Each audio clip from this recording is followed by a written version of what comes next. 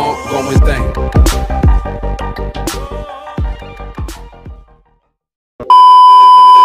Assalamualaikum warahmatullahi wabarakatuh. Kembali lagi di Babah Fahmi Channel. Pada kesempatan kali ini Babah Fahmi akan membahas kembali seputaran khodam, yang mana hal ini sering dipertanyakan bagi para pewaris ilmu dan khodam leluhur. Jadi bagaimana pembahasan kali ini? Tonton video ini sampai habis dan jangan lupa untuk dukung channel ini dengan cara klik tombol subscribe, like, komen, dan share agar channel ini terus berkembang dan upload video setiap hari.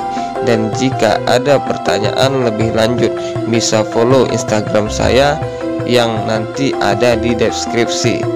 Oke, liwas. Oke, jadi pada video kali ini Babah Fahmi ingin membahas hal-hal yang sering ditanyakan oleh para pewaris ilmu leluhur. Dan kenapa hal itu ditanyakan?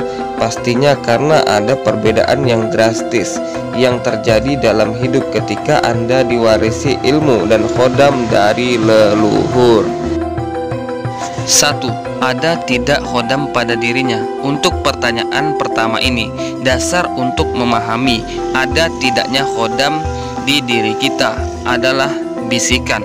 Bisikan ini bisa seperti tanpa ada sadar ketika kita menghadapi suatu hal atau lagi bingung dan terdesak, maka dorongan atau bisikan atau munculnya suatu ide yang terbesit di hati dan pikiran, sehingga apa yang dibingungkan, apa yang dipermasalahkan tadi menemui pencerahan dari masalah atau hal yang sedang kita hadapi.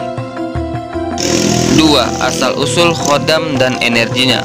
Dan pertanyaan yang kedua, masalah asal-usul khodam, apakah dari keturunan bapak atau ibu pewaris?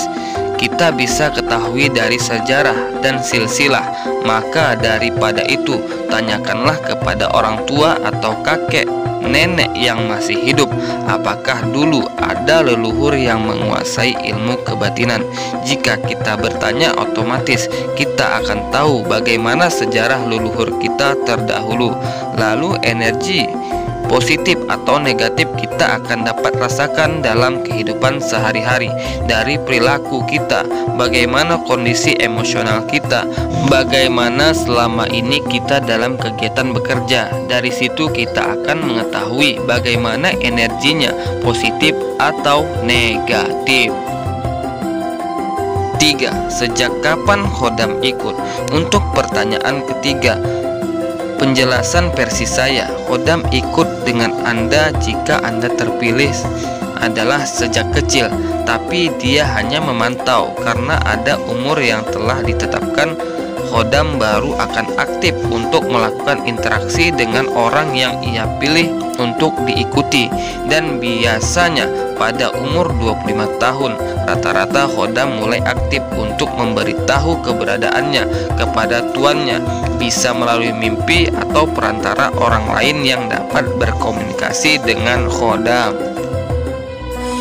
4. Dan apa sosoknya? Untuk masalah yang keempat, ini emang agak lebih sulit karena saya dulu sebelum mengetahui khodam saya melalui orang lain, saya sudah pernah mendapat firasat dalam batin saya saat saya berkaca dan fokus dengan memandang diri saya sendiri.